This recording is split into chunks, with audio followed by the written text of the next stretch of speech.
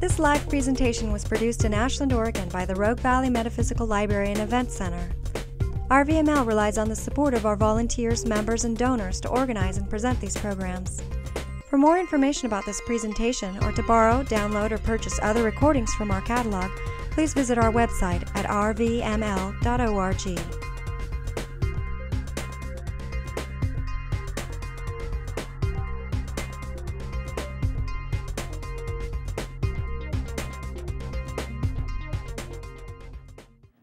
Add my personal thanks to you for coming out. I thought what I'd do, since you don't know me, and since I myself find myself rather surprised to be here speaking on this particular topic, is I thought I'd start out just sharing a little bit about how I come to be here to speak on this topic. And then I'll talk about why I selected the title, Connecting the Dots, Seeing the Hidden Threat to Human Freedom. And then I will try to give a brief summary of the material that's presented in the Allies of Humanity report, which is 2 different volumes. So I'll just do a brief summary of that. And try to tie it in then to what understanding I've gathered.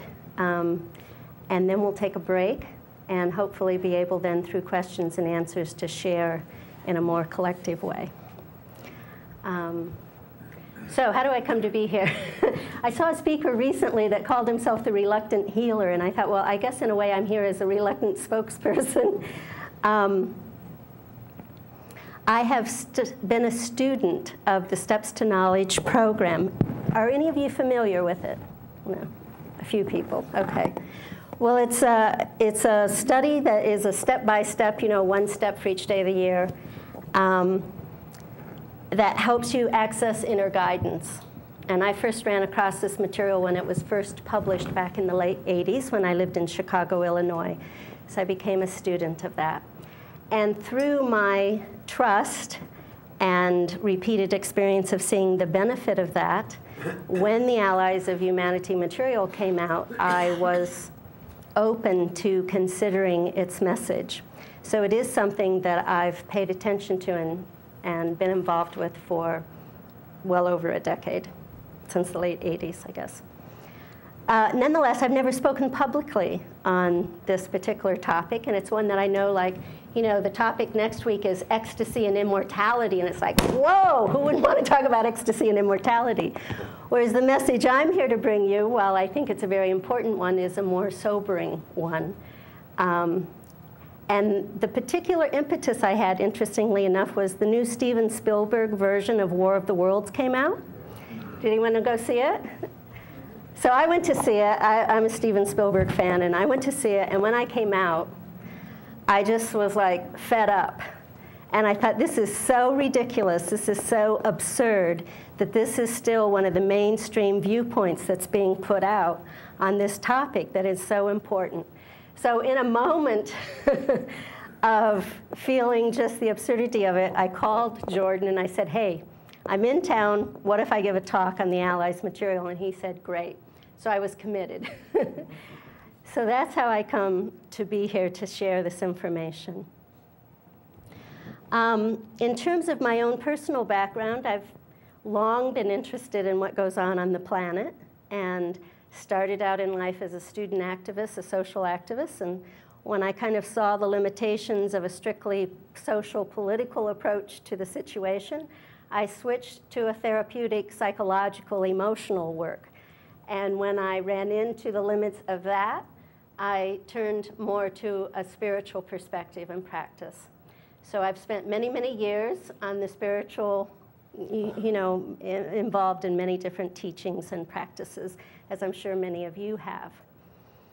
But through all of that, I continued to turn to the STEPS material and to these 2 volumes of essays that are from the Greater Community Way of Knowledge teaching. And so while I did many other things and actually lived in other communities and everything, and by the way, I want to mention I'm not here as an official spokesperson for the Greater Community Way of Knowledge. I hope that at some point they'll be able to send an official spokesperson I know Jordan is hoping to work that out. So I'm not here in an official capacity speaking for the community. I'm just speaking, you know, as a concerned person who's made use of this teaching. And I can say without any fanfare that these essays I've gone back to again and again and again.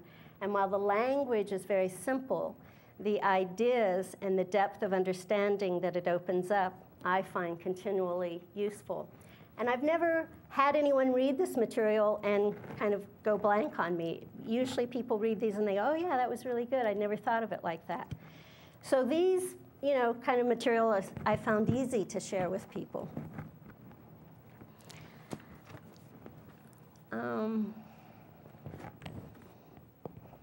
So how to I'm sure that many of you here know more about the UFO phenomenon or the actual topic in some ways in greater detail than I might. But I chose the title, Connecting the Dots, Seeing the Hidden Threat to Human Freedom, because what I have found in coming to talks and reading different articles and things like that is that people can know a lot of information and yet miss the actual context, miss the actual significance of the information they're reading about. And it takes a lot of time and a change of perspective sometimes to be able to connect the dots. When I was a little girl, I liked those coloring books where you connected the dots and saw the picture emerge. And I suddenly realized that that was a very useful metaphor for what needs to happen in this situation. And we're all, well, I'm making an assumption there, but I think it's easier, we're kind of bombarded in the news and in current events at seeing the threat to freedom that exists on many levels, politically and socially in the world today with what's happening certainly in our country and elsewhere. And I'm sure that many of you have shared my interest and concern about those issues. But less obvious is the question of what might be the extraterrestrial involvement in promoting or benefiting from some of those conflicts and threats to freedom on a human level. And that's the perspective that the Allies of Humanity material tries to address. Does that make sense to people? Okay. If at any point, you know, I've lost you or you need clarification, just let me know. So just the other night, my friend Elizabeth and I watched a video. By the way, you are quite fortunate to have the Metaphysical Library here, so I always make use of it when I'm in town. And so we had checked out a video of John Mack and Bud Hopkins talking about the abduction experience.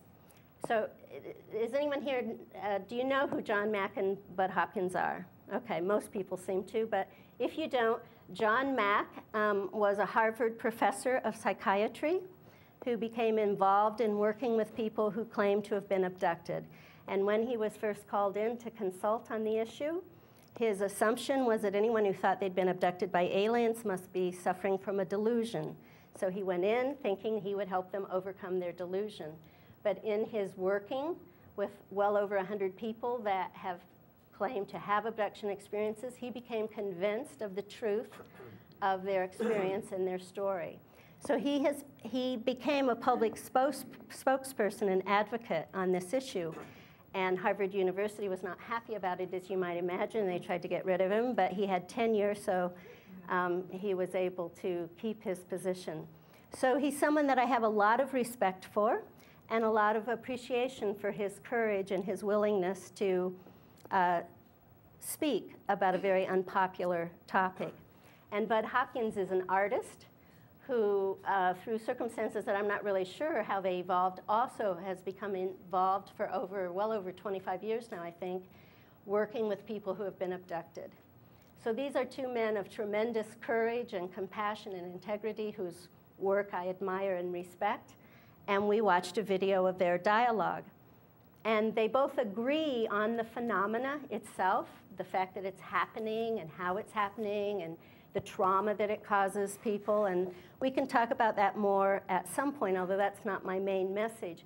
The point here is that at the end of watching this video, two extremely informed people on this topic, my friend Elizabeth said, but there was no perspective. There was no context in which to understand why are these abductions happening, what are they about. So that, again, encouraged me of the importance of sharing the context. On the other hand, I have gone to talks where they provide a context, but it's usually a context in which the alien, I don't really like the term alien, but the non-Earth presence, we'll see. It's very tricky to know how to say it. The ET, we'll just call it that. That works, doesn't it? Okay. Involvement is somehow what will save us. And I've been to several presentations where, you know, they talk about the big picture, and they talk about the destruction to the environment, and they talk about the hidden government within the government, and, you know, all of this kind of understanding. And when they make a call for action, what is the action called for? It's to open ourselves to the ET connection, to open ourselves to the ETs have technology that we can use to solve all of our problems so that poverty, you know, third world poverty doesn't have to exist, that we can solve the economic disparities, that we can all live the way, you know, any of us would want to support. And that's a big picture in a context that invites the intervention. And so that doesn't leave me feeling very comfortable as well. So here's what the Allies' perspective. I'm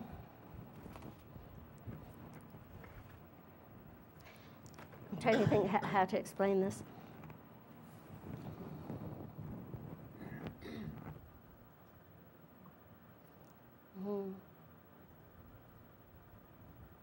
I'm sorry, just give me a moment so I can be.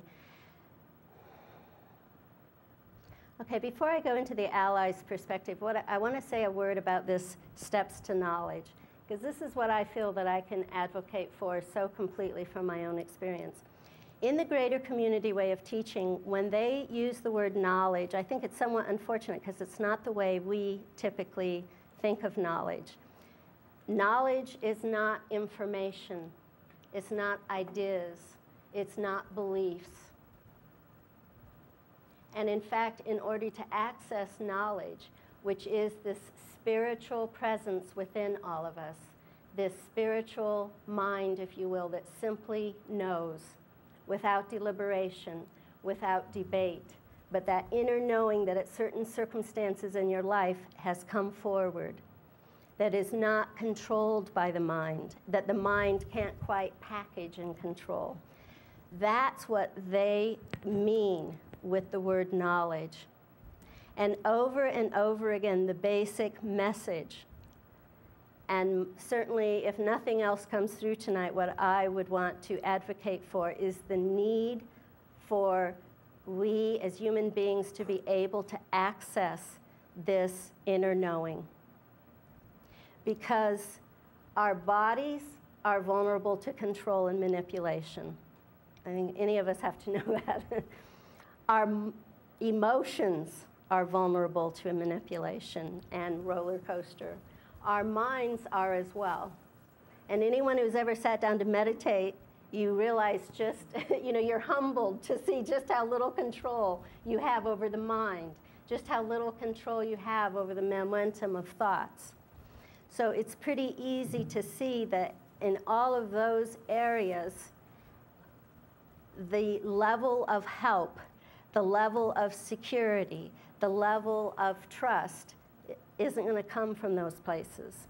But the good news is we all have, and we all in truth are, this presence, this pure presence that has an innate intelligence. And this Steps to Knowledge program, as well as other true spiritual teachings, are about accessing that.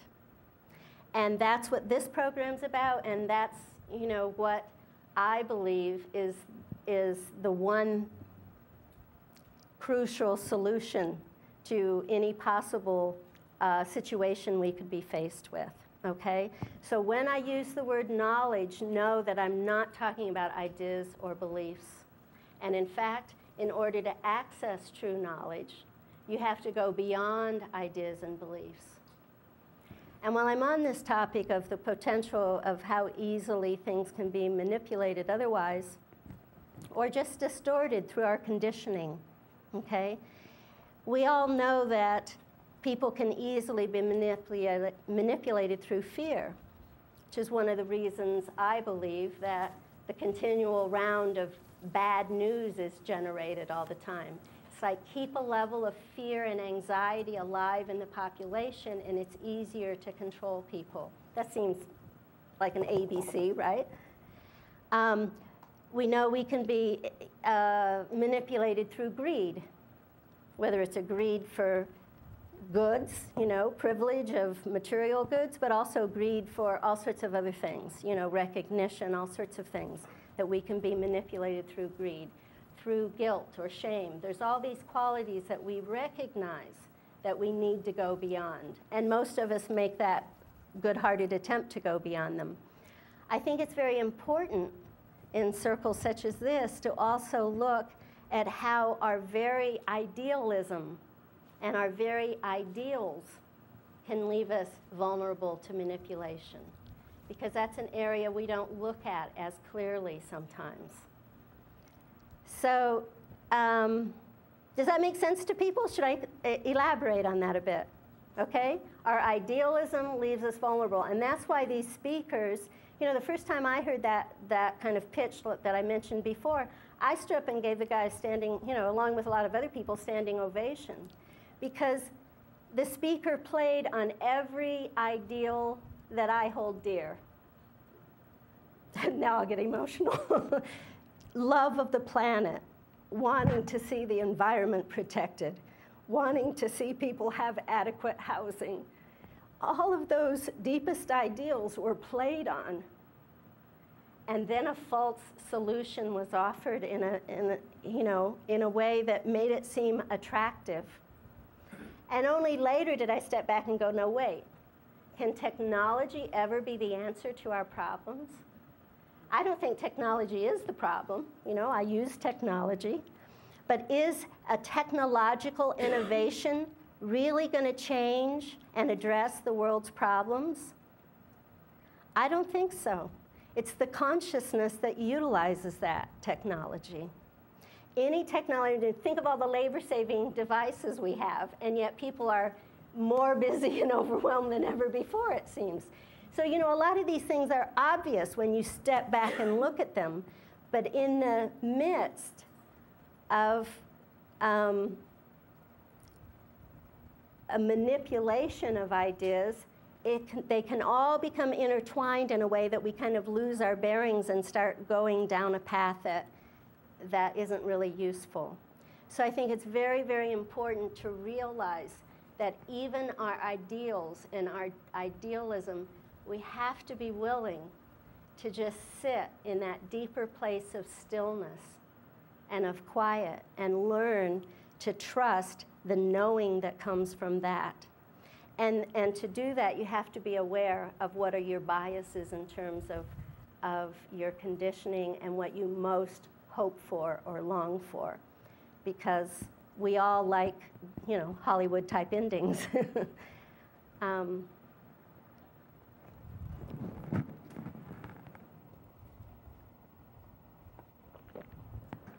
So,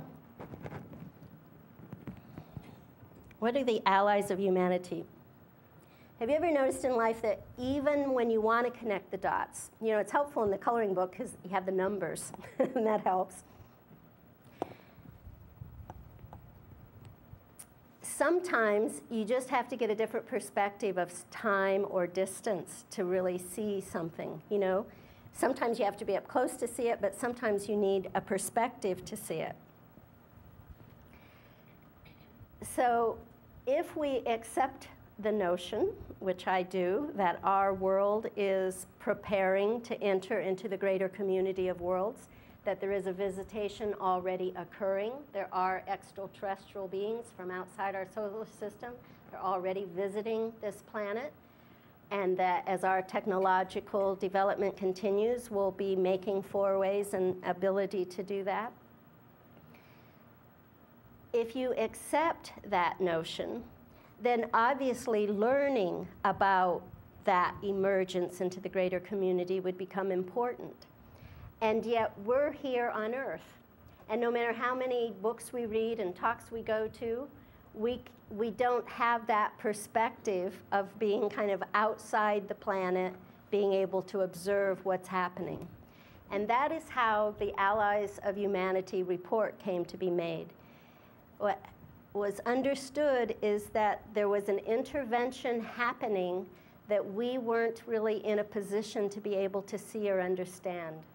And so forces that are sympathetic to the cause of knowledge throughout the universe and freedom throughout the universe came to observe, not to interfere, not to intervene, but to observe and report on what was happening in order to help give us a perspective that we can't have here on Earth.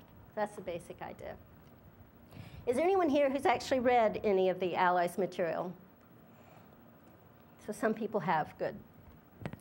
So my hope, of course, is that after the talk, more people will be encouraged to take a look at all this written material, including the Allies' message.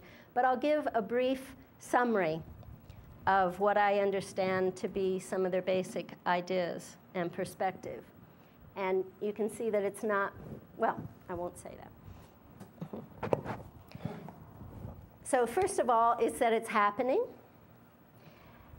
It's that as a human race, we're vulnerable to believing that anything that comes from the sky, from the stars, is from the heavens.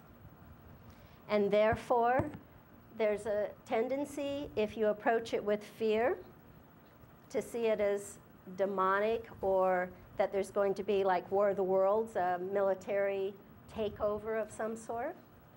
Or to go to the other extreme and see it as angelic. And because there are angelic beings, there are disincarnate beings, we don't always make a distinction between beings from elsewhere who are in physical form, not human, but form, and those who aren't. Again, when you say it, it seems like such a simple distinction, but it's not a distinction that people are always clear on. And that by not understanding that, we tend to leave ourselves vulnerable for thinking that they're either our space brothers come to help us, or again, we tend to think that the intervention would take place in more of a conquest type way. And what they say is that's not how the intervention takes place. It's that these beings simply have commercial interests, that the greater community of worlds, as our world, when you're in physical form, you need resources, you need access to things to survive, and it becomes a very competitive market. And just like in this realm, the strong will dominate the weak, so in the greater community of worlds, in the competition for resources, the strong will dominate the weak. The other thing that's put out is that our planet is a gem of a planet. This is another thing I'll get emotional about. But, you know, I think many of us here believe that. But it's like we don't have the perspective to know, are there lots of other planets like this? But the idea is that the diversity of life on this planet, the diversity of plant life and animal life, as well as human culture, is a gem. And that it's actually seen that way in the greater community. Not all worlds are this rich in the plant life and everything here. And so it's a planet that is seen as kind of like a plum, so to speak. And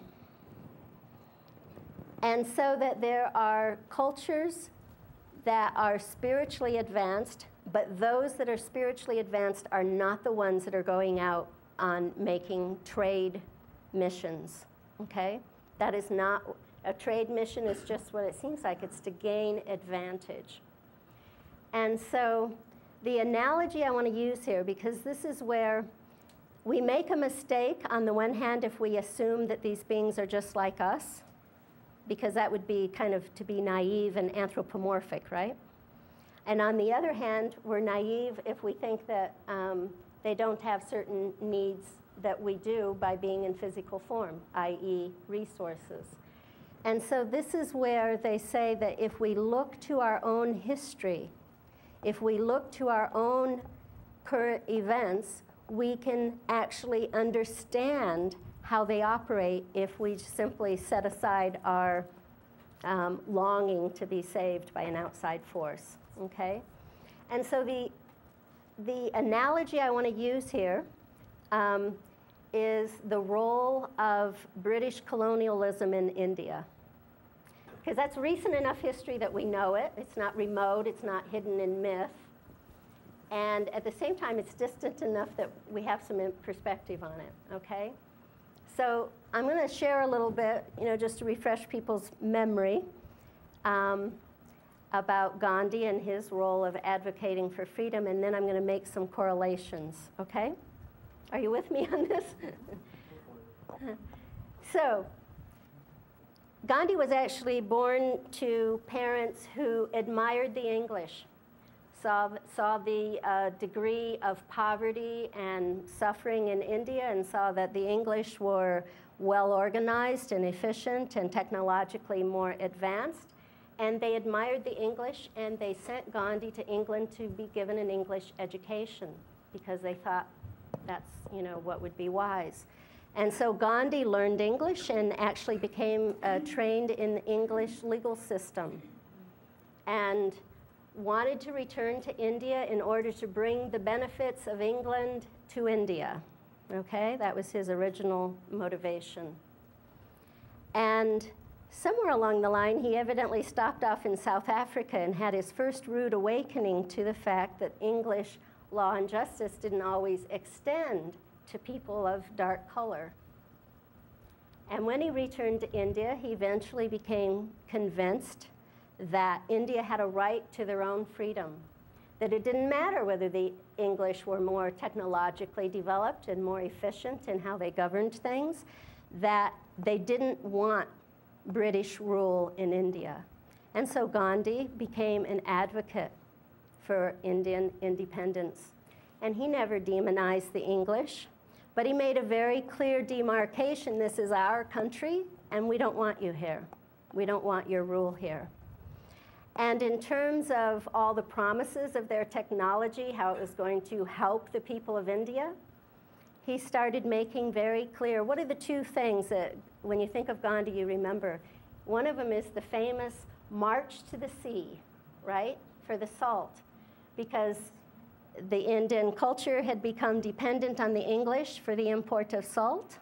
And so by that simple gesture of saying, we don't have to be dependent on you for salt, and he made this march to the sea so that they could gather their own salt. And the other thing, what do you remember him as? Wore a simple cotton loincloth. Early in his life, he wore English clothing, right? Later in his life, he always wore simple loincloth type wrapping out of cloth that he had woven himself. And he spent many hours simply weaving Indian-grown cotton.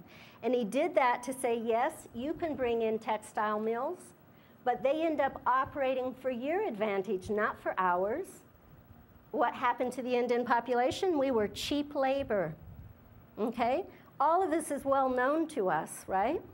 And so he called for Indian independence.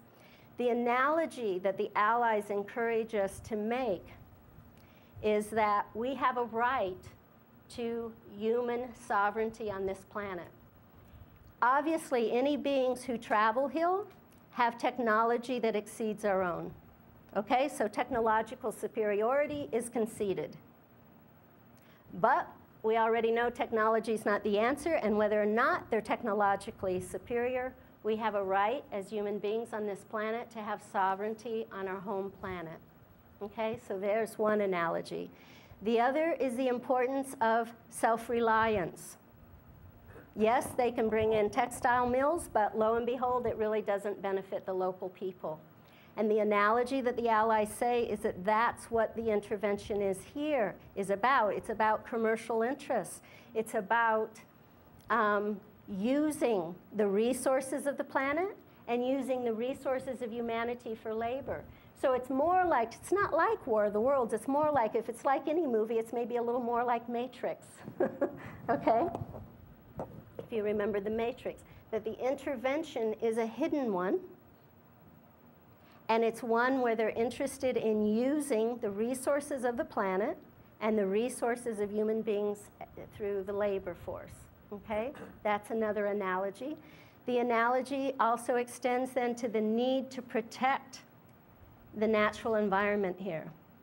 And I'm sure that's a cause that many of us here unite on and agree with. But when you see it in a greater community context, it gives it even an added emphasis of importance. Because to the extent that we deplete the natural resources of this planet, not only are we, you know, breaking my heart, but we obviously then become dependent on getting those resources elsewhere. And when you're dependent on basic resource needs, you are in a much more difficult circumstance to protect freedom. Okay? Makes sense, right, when you see it that way? What's another analogy? I think there were some others. Let me consult my notes. Well, I think, you know, I think that's probably enough. We can come back to that. But as I look around the room, it seems as though, you know, people are with me or understand that basic point I'm making. So back to the summary from the Allies. So that there's an array of forces, but that the ones who are actually here on the planet making the abductions, you know, spiritually evolved beings do not abduct other beings again without their free will, okay? So if you accept that that's happening, it seems like an ABC to say, okay, these are not beings that are reflecting a lot of spiritual evolvement.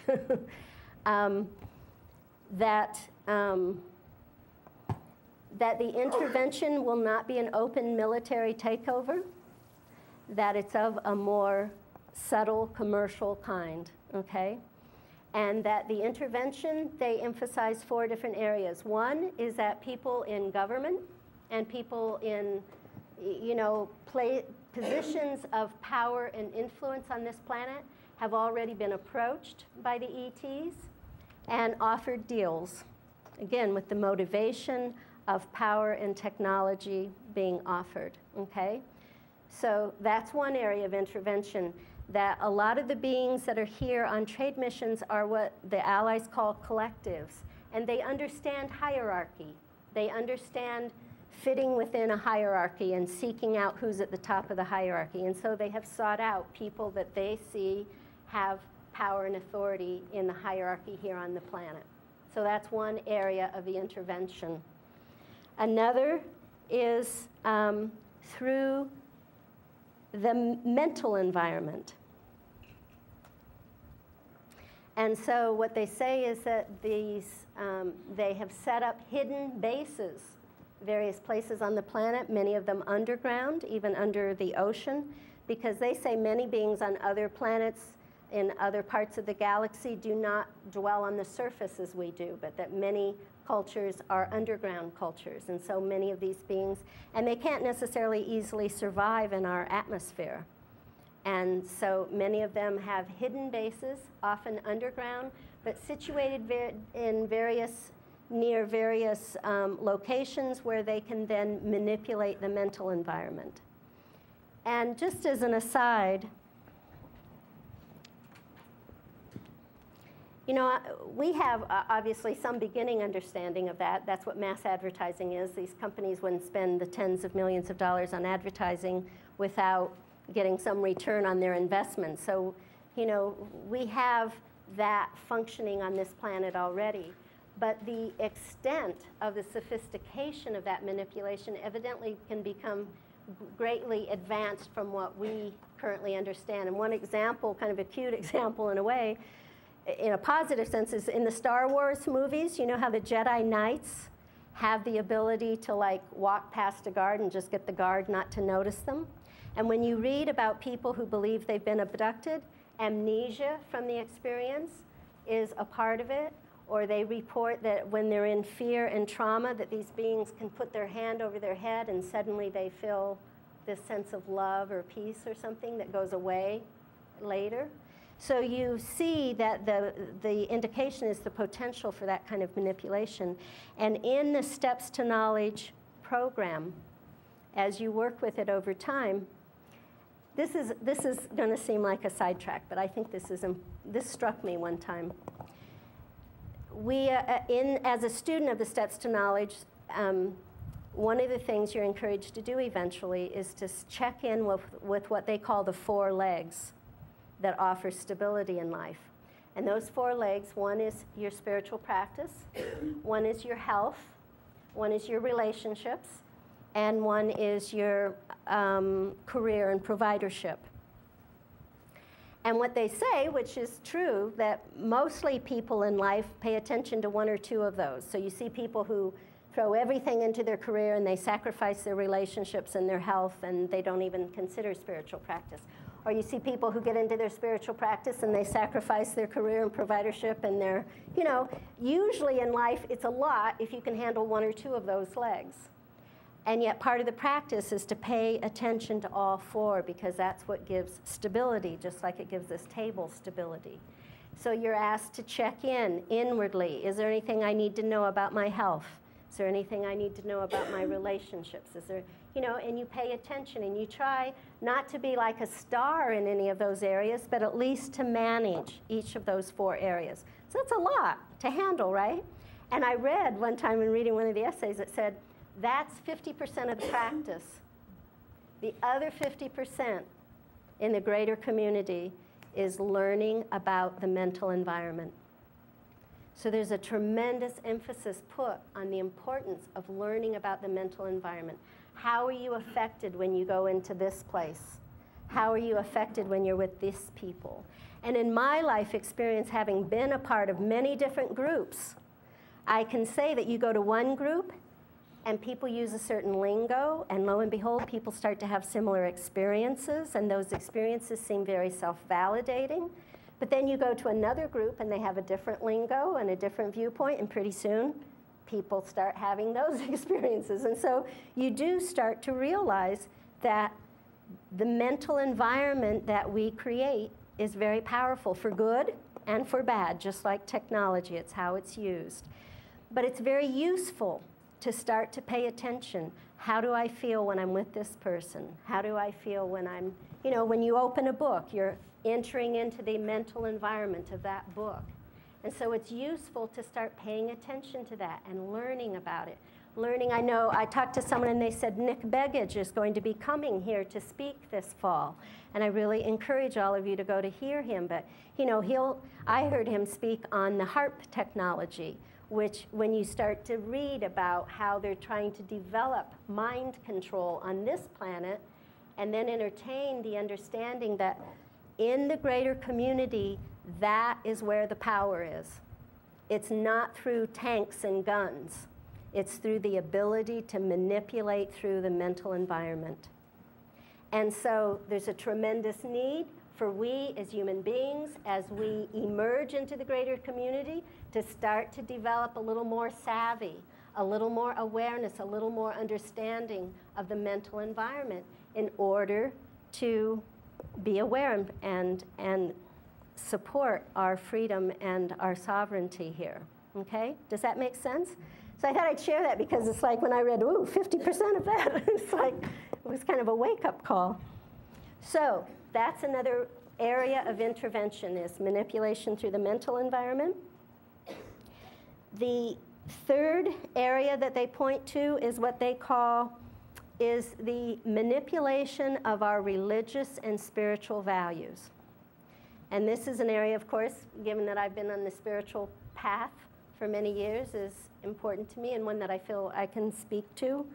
But so twofold. One is they have approached leaders of various religious organizations, but without always approaching openly, playing off the different religions, and specifically playing off fundamentalism as a way, because, and again, you can look at human history. When outsiders come into an area, they always get local people to do some of the dirty work, right? They always get local scouts or local henchmen or whatever. And so fundamentalism is something, again, I believe that fundamentalism is based in fear. So it's very vulnerable to manipulation because it's based in fear. And so one of the things the Allies talks about that could be easily manipulated is a second coming of Christ. So I mean, that's an interesting idea to at least consider how that would divide the world, or feeding the fundamentalist religions the information that in order to go into, I forget what the word is called, but anyway, that the unrighteous have to be weeded out. And so again, it's this playing off of groups against each other. So there's the manipulation of religious values through fundamentalism, but also, and this is what strikes closer to our home probably, also through alternative spirituality, the New Age movement. Sensitives, people who are psychically sensitive or emotionally sensitive, who are approached and given the idea or the awareness or the feeling that they can help humanity through using their gifts to channel and bring through these beings. And so they call it the pacification program. And they say ideas are religious and spiritual values, which are basically a strength, are, again, can be used in order to pacify people. And so you start to look at certain ideas that make the New Age circuit, and you start to, when I was a political activist, we always used to say, if you want to know who's behind something, you have to follow the trail of money. You have to see who's benefiting by this. And it's not who is, openly addressed, right? And in this case, it's a similar idea. It's like, when you look at some of these ideas, who would benefit by having that spin put on spirituality? Does it lead people to be more discerning, or does it lead people to say, hey, whatever happens is cool, I'm just going to go with the flow?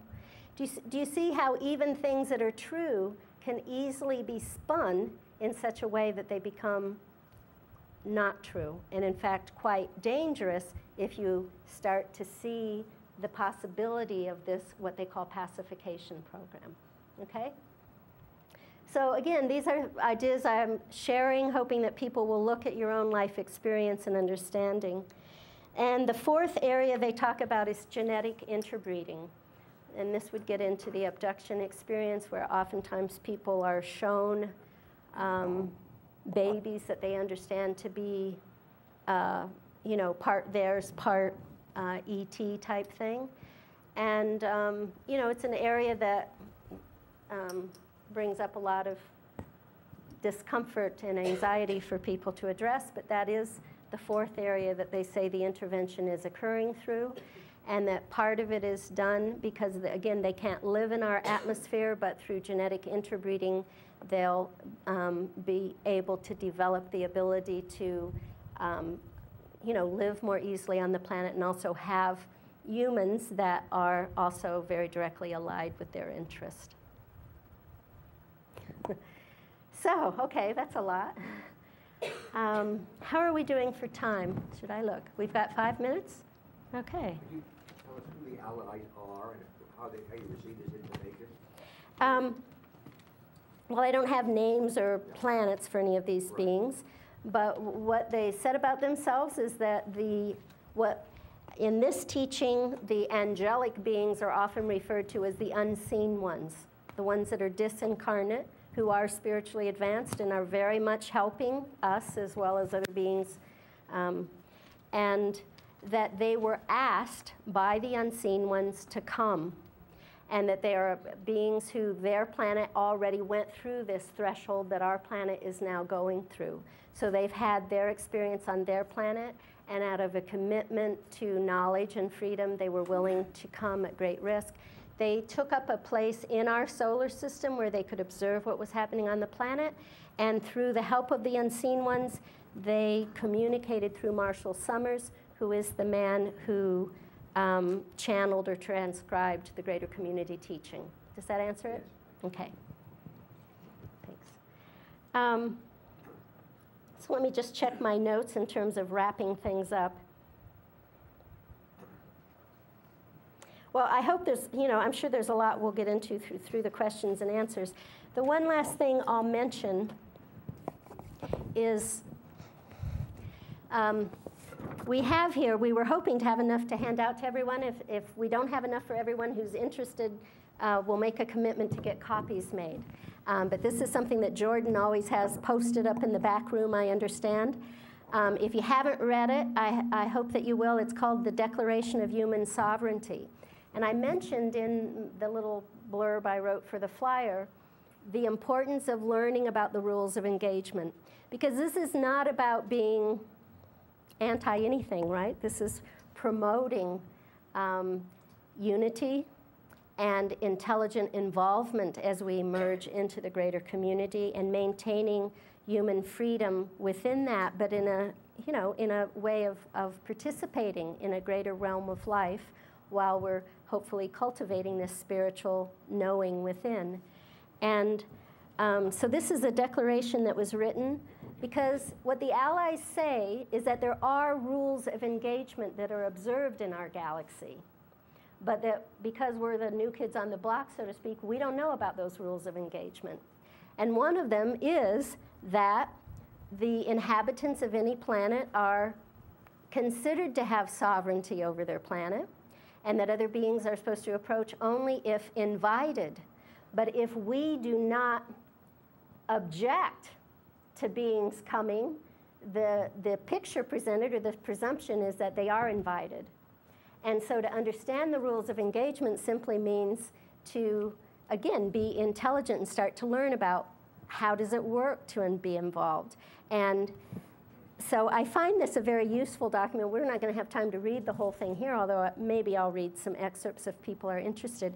But I do encourage people to take it, because then regardless of what you think or what your interest is about these beings coming, this is something that I think is so easy to unite people around. You know, some of this information, I've seen it. It's not easy for people to incorporate into their orientation. But this, I think, is much easier for people to relate to and understand that if we're going to, the intervention is happening, the emergence is happening. We're not going back to a time of isolation. Even if you'd prefer that, that's not likely to happen in terms of the evolutionary development. So it's a matter of understanding the rules of engagement, one of which is if you don't object to their being here and assert the sovereignty, then the assumption is that they have your permission. Now, part of the challenge is that we're not united on the planet. We don't have any one force that speaks for us. So that's why the emphasis of protecting our environment and promoting human unity becomes important. So maybe we can explore some of this after the break. I really do, I have to say, feel really grateful that you came out to consider this topic, and I hope you'll stay around after the break and ask questions and share ideas. So thank you very much.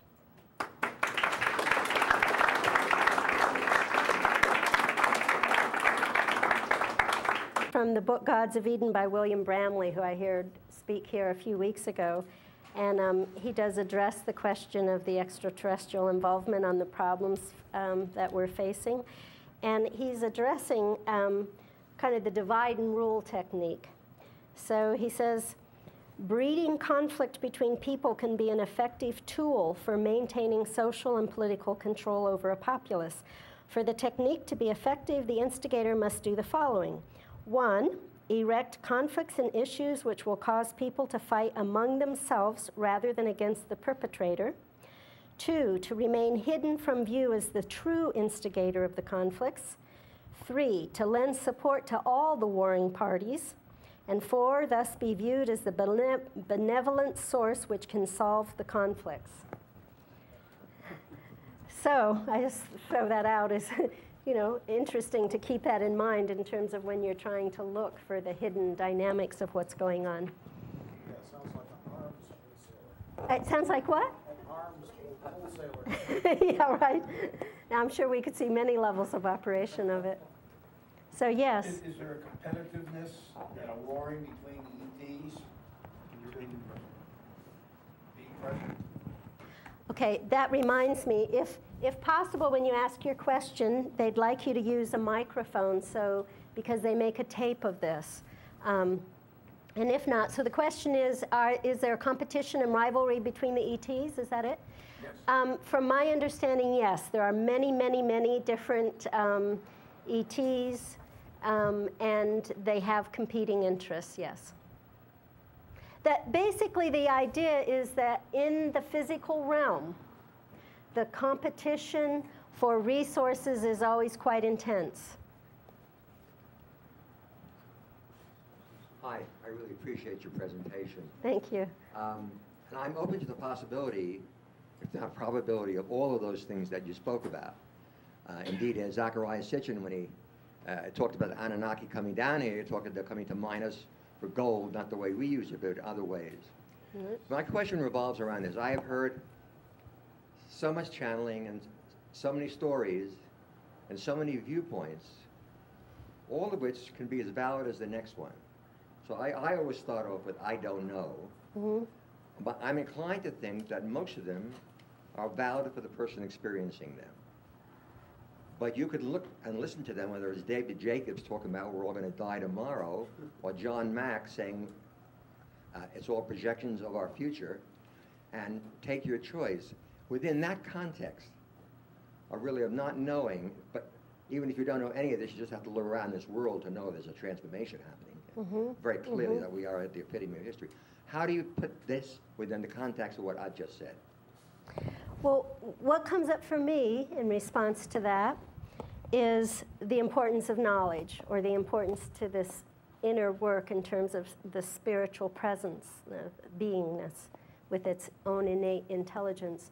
Because, you know, the whole concept of thinking outside the box, again, when you get involved in spiritual practice or psychological work, either one, you really see the power of conditioning and how through that conditioning we are repetitively living out certain programs rather than living freely and fully and happily. And so going beyond conditioning is important, and most people, I'll assume, in this room are well aware that, you know, you can't trust how the news is presented, there's a, you know, and so we're used to thinking of thinking outside the box, and that's very, very helpful. But what's really also helpful is to realize that any thinking is outside of one box and into another box. Language itself is a box. So you have to start to notice that. Instead of, you know how in a while you read something and you think, well, these people haven't figured this out, but I have. Dangerous viewpoint. So then you have to realize, okay, now I'm into another box. Because language and any viewpoint inherently has its boundaries, its ways of operating. So you can't come to delude yourself that you're now outside the box. You're just in a different box. And I sometimes say to people, I do a lot of reading in a lot of different areas, but a lot of times I kid to say I read not so that I think I know, but so that I know I don't know. So it's very important, that kind of idea of keeping open. But here's where you come back to the value of knowledge. Knowledge, in the way that it's used in this terminology, is free of the box because it's free of language. It will operate through language, but it isn't limited to language. It's not controlled by the mind. Anytime you try to take an idea and then, you know, turn that into the system, you've lost knowledge. one of the things I've done, it came up during the break, my own path has involved traveling a lot over the last number of years. And something that I found very useful as I did that was I've attended lots of satsangs with a teacher named Gangaji. Maybe some of you are familiar with her. Now, she doesn't talk about the emergence into the greater community or address any of this.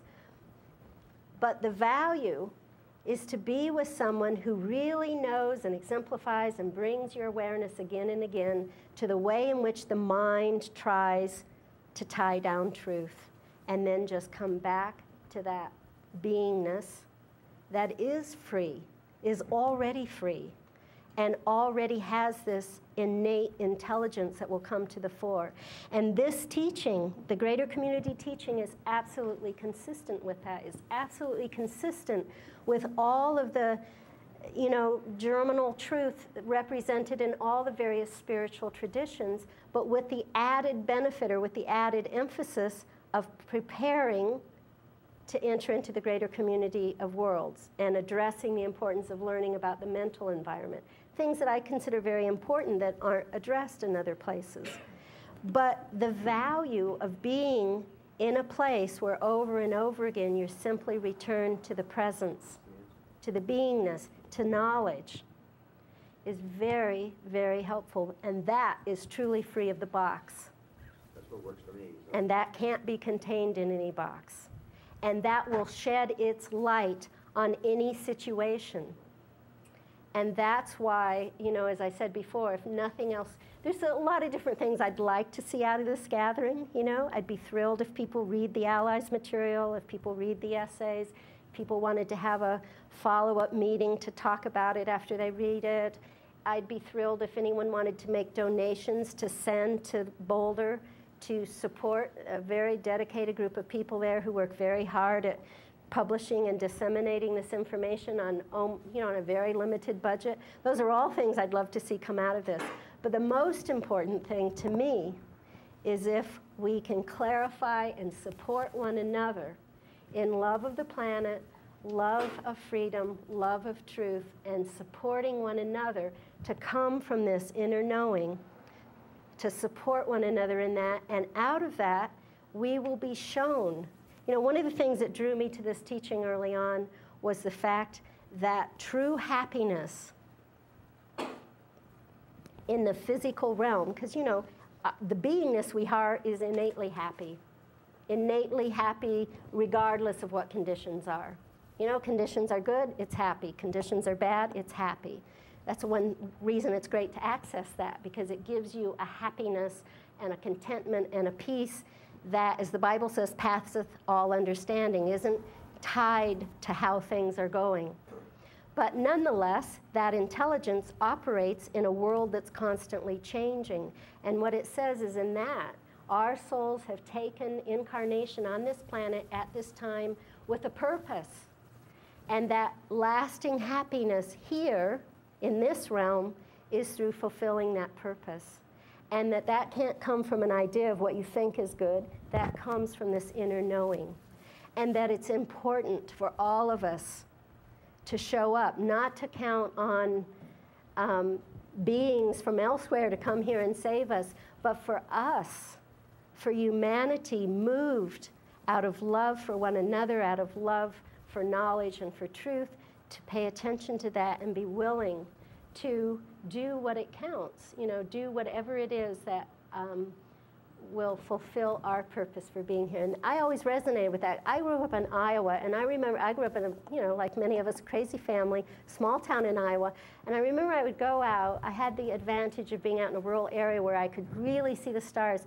And I remember looking at the stars and kind of going, I know I've come here for a purpose. I didn't know what it was, but that has always spoken very deeply to me. And in my life, I've noticed that when I'm where I feel I'm meant to be, I feel right, I feel happy, regardless of how the circumstances look. And reversely, I can be in a beautiful circumstance, and if it doesn't feel like where I'm meant to be, I feel out of integrity somehow. And so it's that kind of paying attention that I would really love to see us begin to support one another in, okay? So I don't know if that answers, but that's what came to me. And the inner knowing, I feel that they, whoever they are out there, they're still part of the same source as we are. Mm-hmm. And so if you connect with that source, that's your protection, that's your knowing, and that's your guidance. That's the trust that cannot be betrayed. Right. I have a question. What significance to you is the year 2012? Yeah, interesting question. Well, you know, one of the hats I wore at one time in my life was as an astrologer, and I've heard of the Mayan prophecies. I only recently, earlier this year, connected myself with an interpretation of the Mayan calendar that I resonated with. But the year 2012 is bandied around a lot. The fact that from 1987 to 2012 is a critical 25-year transition period. All of that is something that I've been interested in and paid attention to. What exactly the truth of it is, I don't really know. It isn't something that's emphasized in the greater community teaching. So I'm not sure, but I'm aware of the different ideas around it. I appreciate how you've been really clear in expressing yourself to us in this metaphysical community.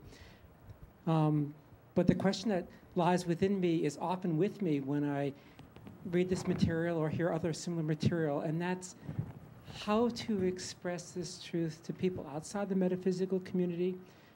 There was some leap that we took together very easily tonight as a group, and that's that there's two us's and thems. One is the unseens, even though we're all one. We speak about it in language of us and them. And the second one is an undefined they. They're the English imperialists in the story. And but I can hear conversations that I've had replay in my head of people saying, well, how do we know about them? And so it's a bit of a premise, and then we jumped over quickly, and I wonder if we can go back there a little bit and hear how you might express that to someone for whom this material, or the whole idea of having a them out there in the greater community, having bearing on our lives, how you might talk about it to them.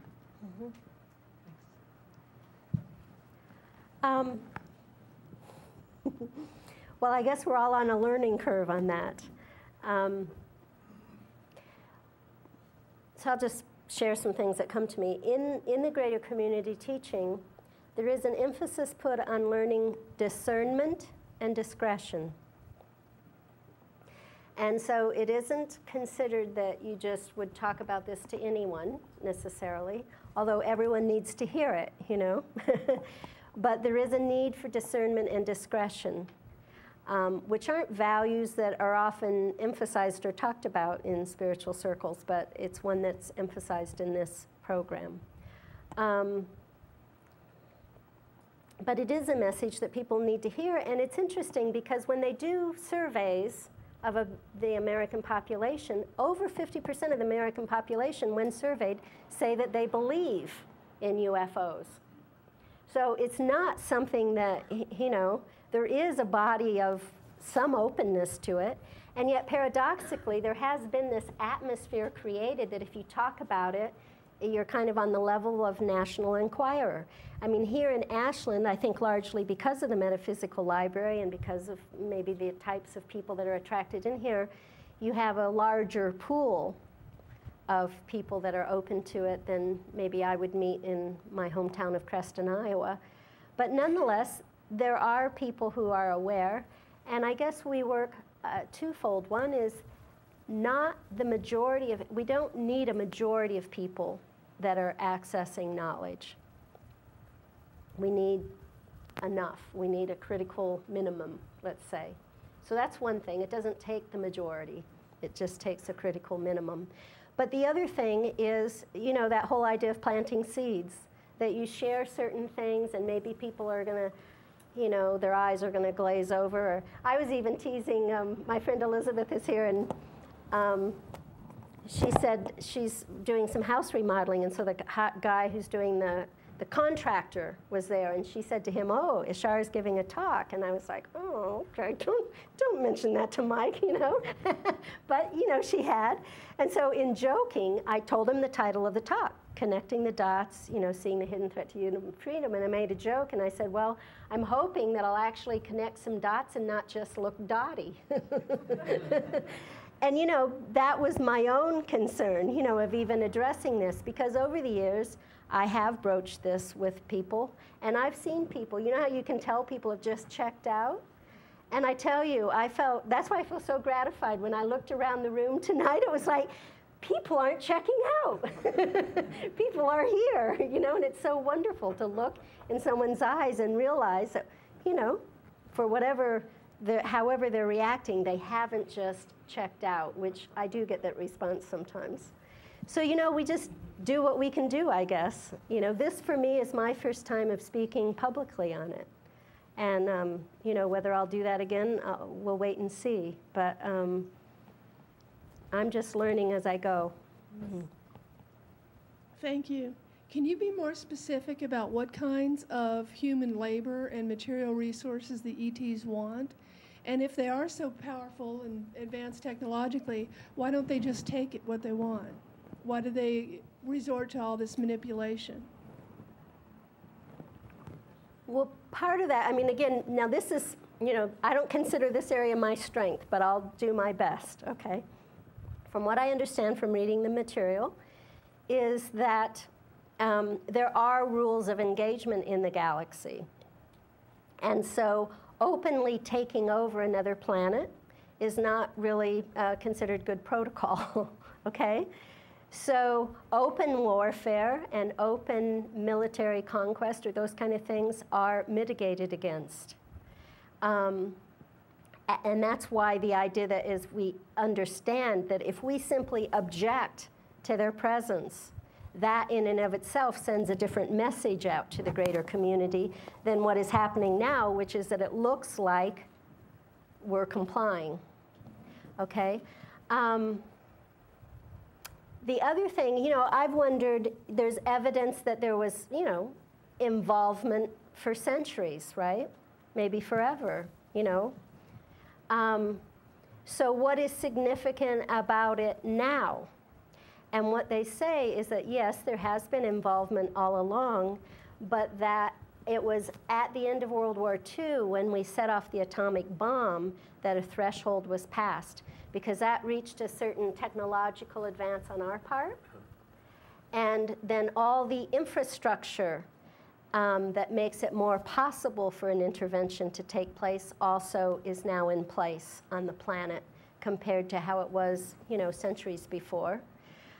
So that there's not a denial that the intervention has been, you know, that there's been contact, but that the picture is that that what's been happening in the last 55 years is different than what was happening previously, and that it's to their advantage to be able to do it kind of quietly behind the scene so that people cooperate. You know, the people, freedom, I believe freedom is an innate, as the Declaration of Independence says, inalienable right.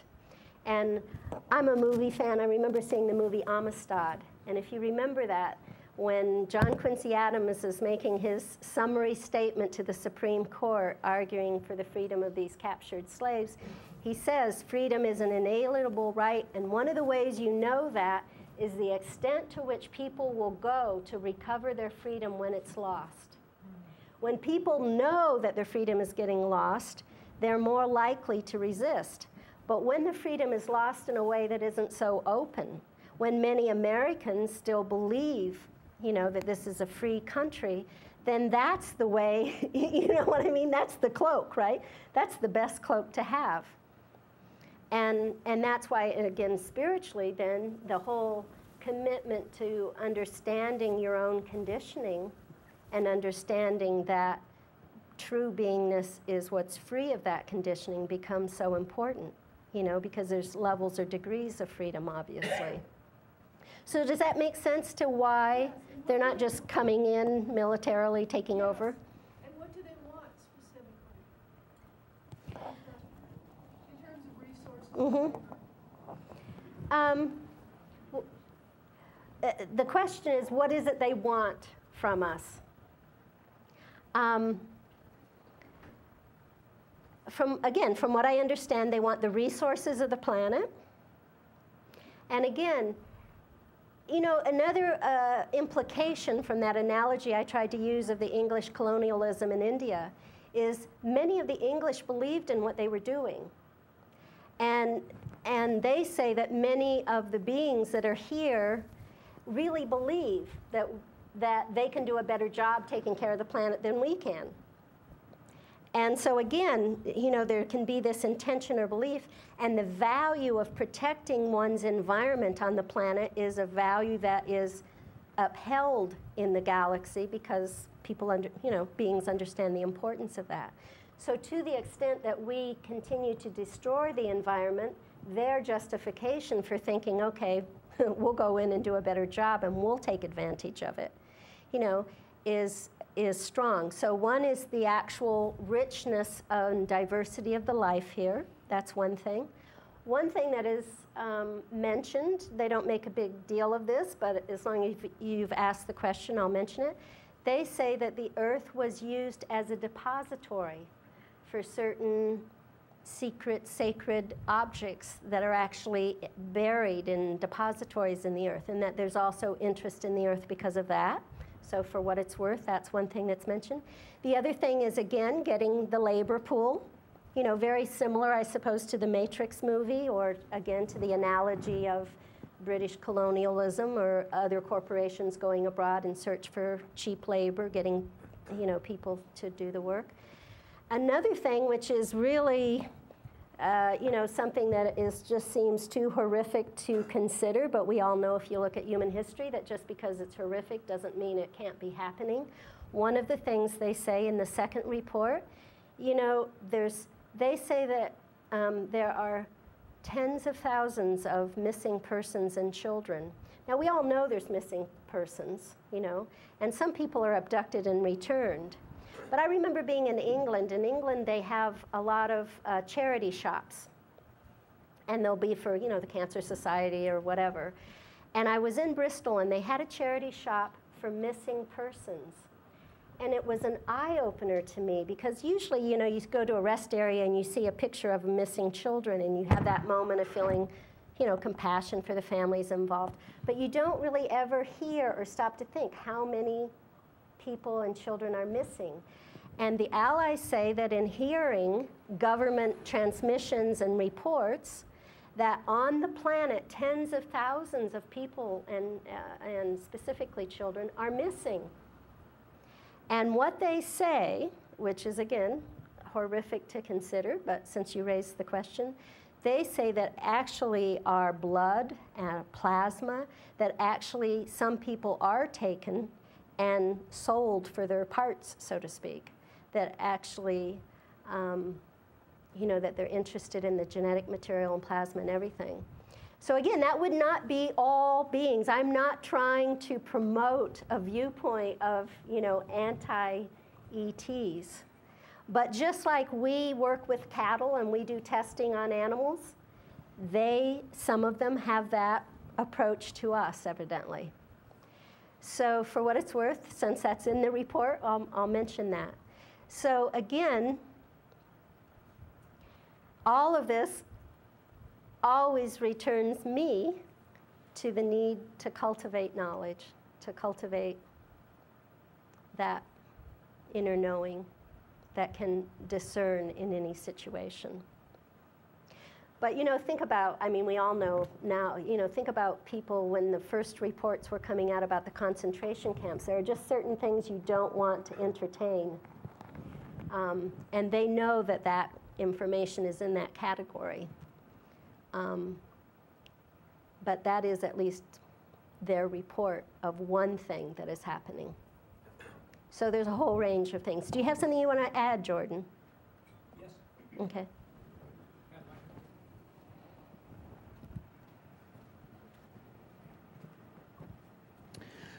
I just want to compliment you, Ashara, on doing such a magnificent job about articulating this difficult to talk about subject, especially that last question. which is a question I had myself of the material, and I had an opportunity to ask Marshall Summers directly at a lecture I attended a few months ago. And my question was actually quite leading of him, because my own ideas about that is not only including, with regard to the resources that are perhaps being extracted from our planet, the genetic materials, of course, and other physical things, but I was trying to get Marshall Summers to address the non-tangibles that perhaps might be of value to extraterrestrials.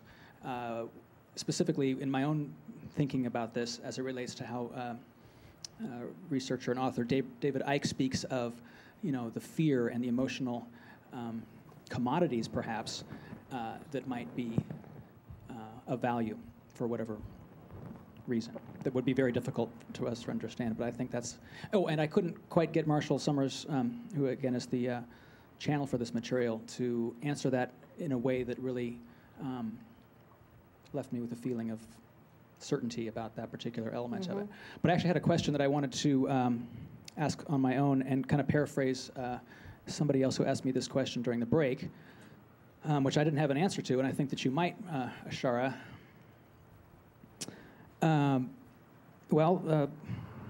The moral imperative that might be present for us as people who become aware of this situation, what we do with this information as we become aware of perhaps the reality of this intervention. What do we do with that? And is there a moral imperative? I think I'm asking the question. I forget who asked it of me. Did I do a well enough job of that? I was wondering what the difference was between this particular material and David Icke's in terms of how we feel about it, in terms of getting in touch with our most inner center. Does that make sense? Not exactly. Okay. And try rephrasing it. It made more sense when I asked Jordan.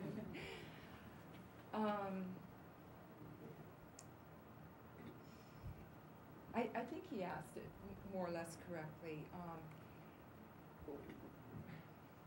I don't know how else to ask it except that what do we do with how we feel about this kind of information, as Jordan said, as it's coming to us? Because I think for a lot of us are really receiving a lot of this. And David Icke seems to focus a lot on, although I haven't read a lot of his material, on real specific details. Right. Whereas this seems more morally inclined, that there's some kind of basic inner moral responsibility we have as we approach all of this information that's coming to us. Does that make more sense? Well, I'll give you the response that comes to me, and then if it's not, if it doesn't address, then please just let me know. Okay. But like you, I have read David Icke some. I haven't read all of his books. I'm certainly not an authority on his books, but I have a basic idea of what he presents. And, I have no problem saying different people have different roles, and God bless him for playing the role he's played, because I'm sure it's taken a lot of courage. But his books, at least how I respond to them, it's like it throws out so much information that's kind of overwhelming, and you can still kind of miss the perspective. What this teaching emphasizes is very much what you said in terms of a moral response. It's very much hope is alive on the planet because knowledge is alive, and because we respond to that. We are willing to respond to that. That's what keeps knowledge alive. And yes, there's all sorts of help available to us, but we are needed.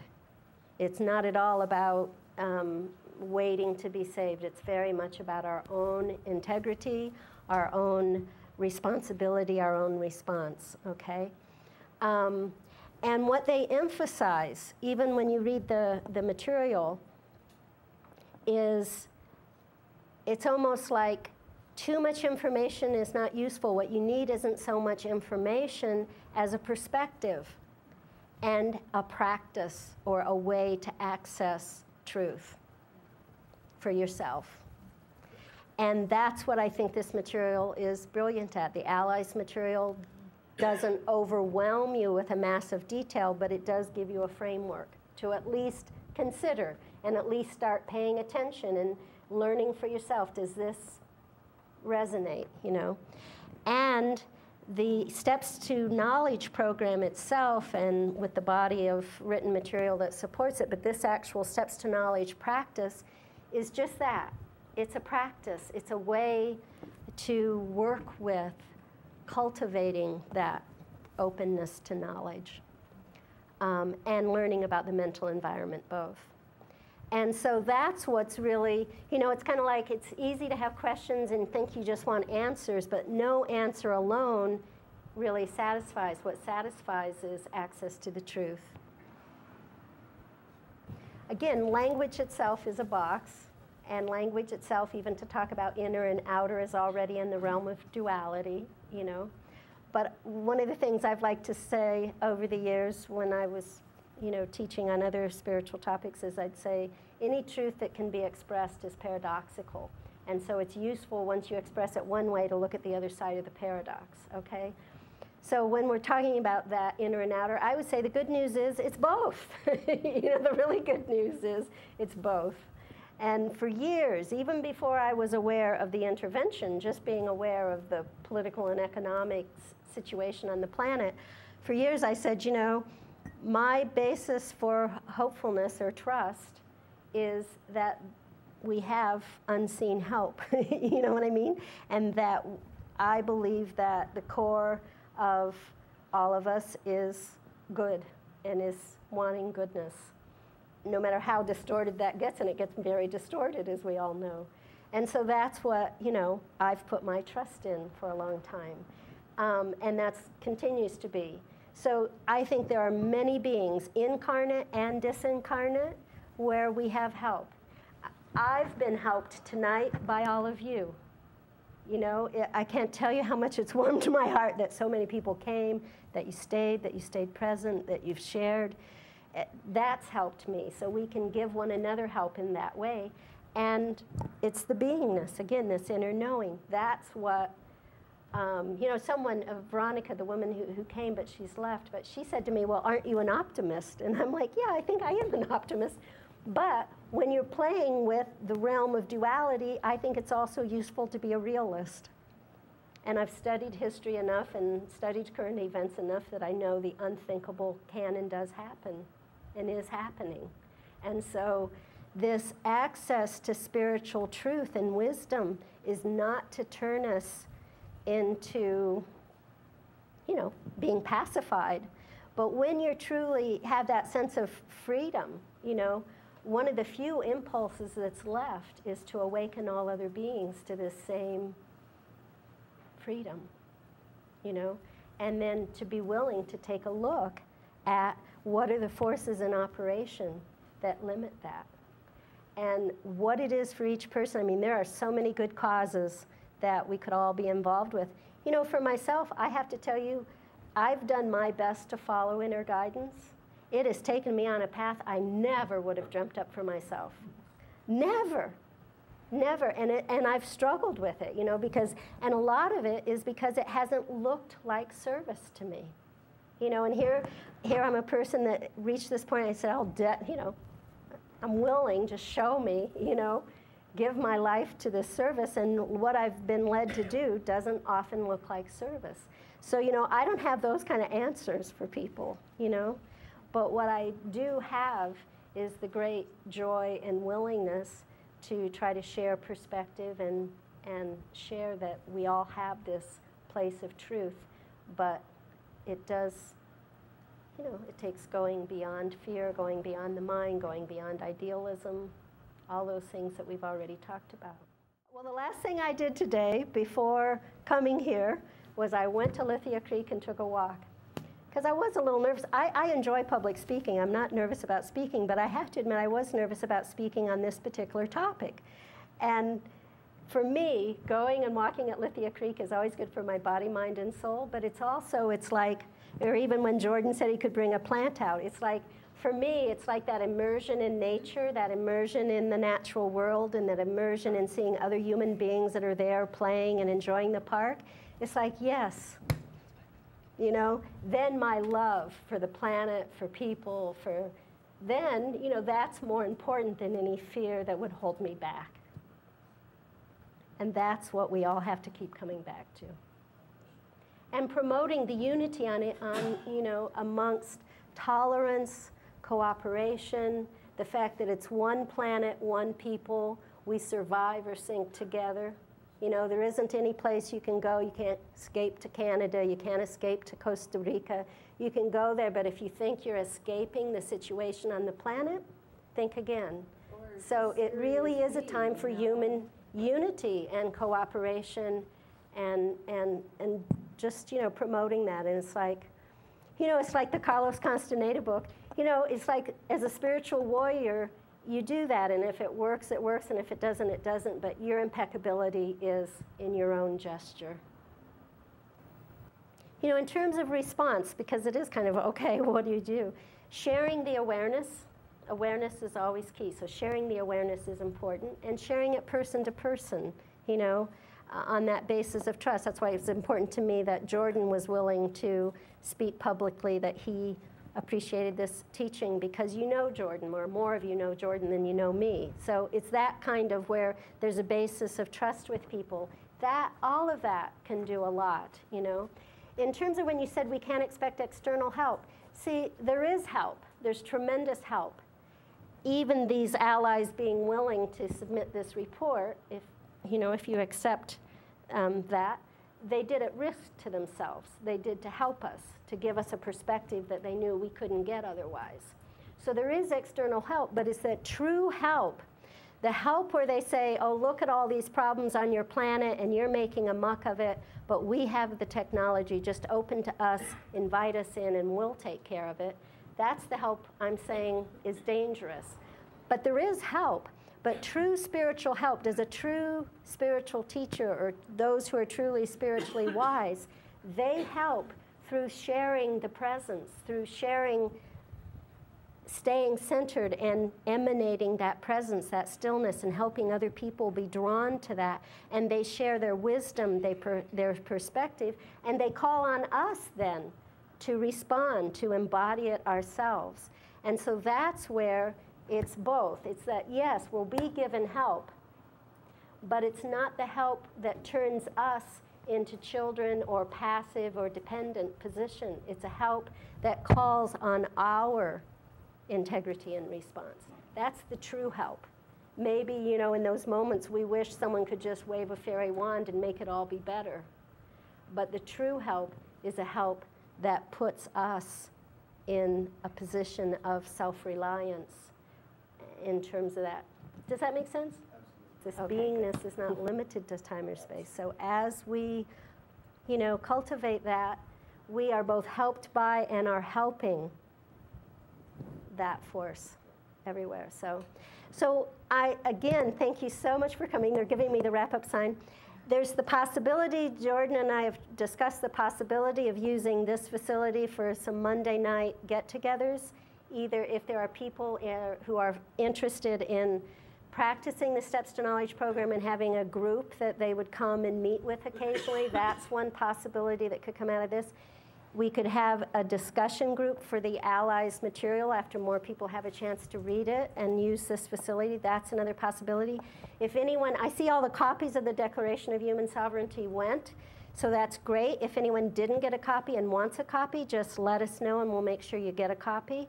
If any of you are moved to make a donation to the Greater Community Way of Knowledge in Boulder, I can tell you that they have more material that they would like to publish that they don't have the means to publish, and I can testify to the fact that they're a hardworking, dedicated group. It won't be going into someone's fancy car. It will be going into a very dedicated, focused service. So if anyone would like to make a donation, I'd be thrilled to be able to send them something. And I don't know, I don't live here, but I'm here a great deal, And if any of you would like to connect individually, I'd be very open to that. And otherwise, I just give you my heartfelt thanks for being here and for caring, and thank you very much.